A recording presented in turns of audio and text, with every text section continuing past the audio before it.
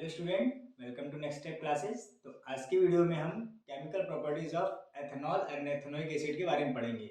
मैंने पिछली वीडियो में बोल दिया था कि केवल आपके सिलेबस में फिजिकल प्रॉपर्टीज है एंड यूजेस है एथेनॉल और एथेनोइक की, लेकिन मैंने फिर देखा उसको जाके तो पता चला उसमें प्रॉपर्टीज एंड यूजेस लिखा है। तो प्रॉपर्टीज में आपकी फिजिकल प्रॉपर्टीज भी हो सकती है और केमिकल प्रॉपर्टीज भी हो सकती है। तो मैंने फिजिकल प्रॉपर्टीज और यूजेस पिछले वीडियो में मतलब कवर अप कर दिया था।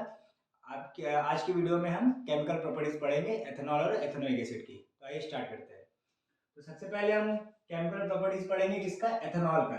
एथेनॉल का हमारा आईपीएससी नेम में अगर मॉलिक्यूलर फॉर्मूला लिखूंगा तो C2H5OH हो जाएगा। ठीक है, अल्कोहल ग्रुप से हमारा ये बिलोंग करता है। पहला कंबशन, मतलब जब एथेनॉल का कंबशन करेंगे तो जैसे मैंने कंबशन रिएक्शन बताया था, यहाँ भी वही सेम काम होगा कि हमारा CO2 निकलेगा, हमारा H2O निकलेगा और हीट निकलेगा। मतलब जब हम एथेनॉल का कंबशन कराएंगे वाटर ऑक्सीजन के साथ कराएंगे रिएक्शन, तो हमारा कार्बन डाइऑक्साइड निकलेगा, 3 मॉलिक्यूल वाटर का निकलेगा और हीट निकलेगा। ये रिएक्शन हमारा बैलेंस है। ठीक, अब आता है दूसरा रिएक्शन जो आपके एनसीईआरटी में मेनली यही दो रिएक्शन आपके दिए पड़े हैं रिएक्शन विद एथेनॉल में, ये दो मेन रिएक्शन, और ये तीसरा रिएक्शन जो कॉमन है ये दिया पड़ेगा। ये वाला आपके में नहीं दिया होगा, या कंबशन में इसको कवर कर चुका है इसलिए नहीं दिया।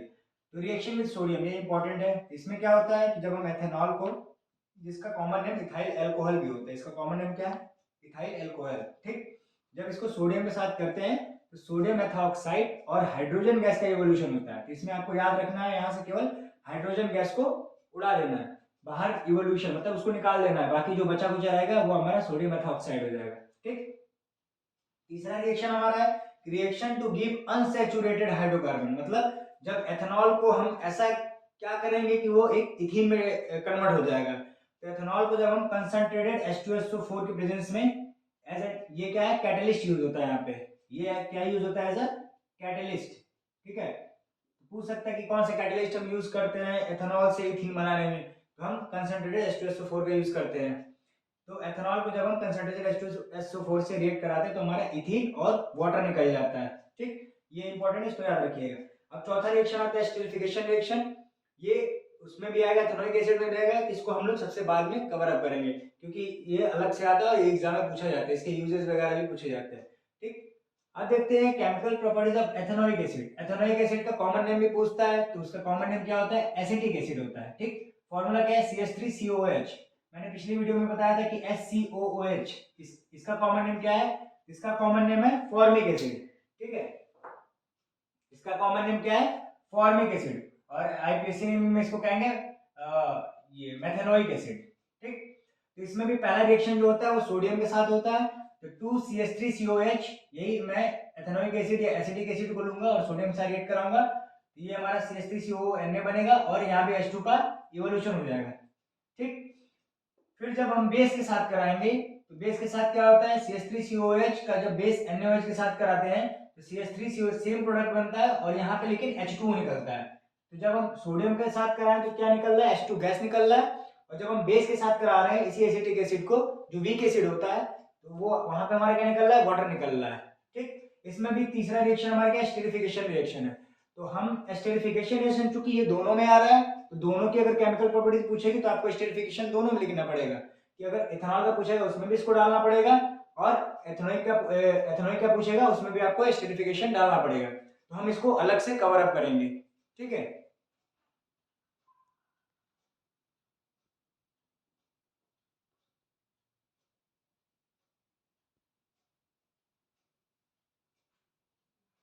तो स्टूडेंट हमने सारा केमिकल प्रॉपर्टीज पढ़ लिया था एथेनॉल और एथेनोइक एसिड का। बस उसमें हमने एक थोड़ा था जो दोनों में कॉमन था, स्टीरिफिकेशन रिएक्शन। मतलब एथेनॉल का यूज हम एस्टर बनाने के लिए करते हैं और ऐसे एथेनोइक एसिड का भी यूज हम एस्टर बनाने के लिए करते हैं। तब वो स्टीरिफिकेशन रिएक्शन होता क्या है, और ये आपके एग्जाम के पॉइंट ऑफ व्यू से बहुत ज्यादा इंपॉर्टेंट है क्योंकि यहाँ से क्वेश्चन बनते हैं। इस साल ये ऐड हुआ है तो इसलिए इसके चांसेस ज्यादा है। तो आइए देख लेते हैं स्टीरिफिकेशन रिएक्शन होता क्या है। देखिए, सबसे पहले स्टीरिफिकेशन रिएक्शन को देखने के लिए जैसे मैंने बोला कि इसमें एथेनोइक एसिड और मतलब acetic acid and ethyl alcohol दोनों का यूज हो रहा है, उससे हमारा एस्टर बन रहा है। ठीक, इसका डेफिनेशन भी ऐसे ही है कि when acetic acid react with alcohol, when acetic acid react with alcohol in the presence of catalyst HCl और H2SO4। तो याद रखिएगा कि एसिटिक एसिड हमारे अल्कोहल के साथ रिएक्ट कर रहा है, लेकिन किसके प्रेजेंस में, कैटलिस्ट यहाँ पे कौन काम कर रहा है, HCl और H2SO4, तब हमारा वाटर फॉर्म होगा और ईस्टर फॉर्म होगा। रिएक्शन क्या है, ये रिएक्शन हमारे सामने रही, ये मैंने एसिटिक एसिड को लिया है, इसको मैंने रिएक्ट कराया एथेनॉल के साथ in the presence of HCl या H2SO4, ठीक। तो हमारा यहाँ पे बना ईस्टर, इसी को क्या कहते हैं, ईस्टर। ईस्टर का कभी कभी कॉमन नेम भी पूछ देता है, तो यहाँ नाम इसका क्या है, इथाइल एथेनोएट। क्या नाम है इसका, नाम है इथाइल एथेनोएट, ठीक। ये नाम याद रखिएगा। केमिकल नेम पूछेगा तो इथाइल एथेनोएट, कॉमन नेम पूछेगा तो इसका नाम क्या है, ईस्टर, CH3COO C2S5। इसको हम लोग ऐसे भी नोट करते हैं RCOOR-। ये R- बताता है कि जो अल्कोहल ग्रुप से आया उसका, और ये R बताता है जो हमारा एसिटिक एसिड से, मतलब कार्बोक्सिलिक एसिड वाले ग्रुप से जो आया उसको। तो CH3COO C2S5 प्लस वाटर। यहाँ से अभी याद कैसे करेंगे, तो कुछ नहीं करना है, इस पूरे रिएक्शन में यहाँ से हमको हाइड्रोजन हटाना है और यहाँ से हमको OH हटाना है, यही मिला के हमको क्या मिलेगा, वाटर बनेगा।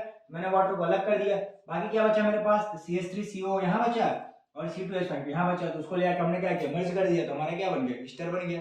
इसमें कोई दिक्कत नहीं है, बस आप याद रखिए कि H2O निकलता है, बाकी जो चीजें सबको यहाँ जोड़ोगे तो ईस्टर बन जाएगा। कॉमन नेम यहाँ क्या है, इथाइल, सॉरी जो केमिकल नेम क्या है, इथाइल एथेनोएट।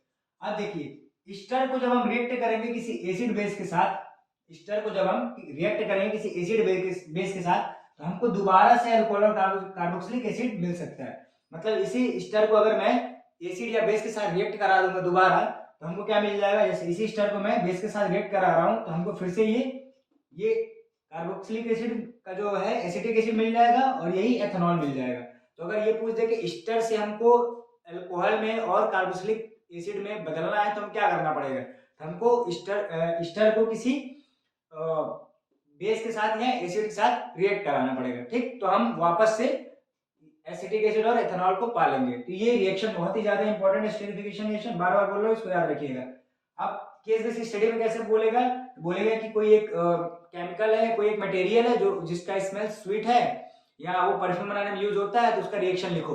तो आप इतने से हिंट से समझ जाना वो ईस्टर की बात कर रहा है। क्यों, क्योंकि esters are sweet smelling substance, इसकी जो स्मेल होती है बहुत स्वीट होती है, और जो हम लोग परफ्यूम वगैरह लगाते हैं यहाँ जहाँ हमें फ्लेवर देना होता है किसी चीज का, तो फ्लेवरिंग एजेंट की तरह हम इसको यूज करते हैं, इसको हम परफ्यूम बनाने के लिए यूज करते हैं। तो ईस्टर का यूज कहाँ होता है, for making perfume and flavouring agent, and these are sweet smelling substance, इसकी जो स्मेल होती है स्वीट होती है। तो यहाँ से भी आप पहचान लेना कि किसकी बात कर रहा है, ईस्टर की बात कर रहा है। होपफुली ये वीडियो आपको बहुत अच्छी लगी होगी, तो हमारे चैनल को सब्सक्राइब और लाइक शेयर कीजिए ताकि और बच्चे इसका फायदा उठा सके। Thank you so much.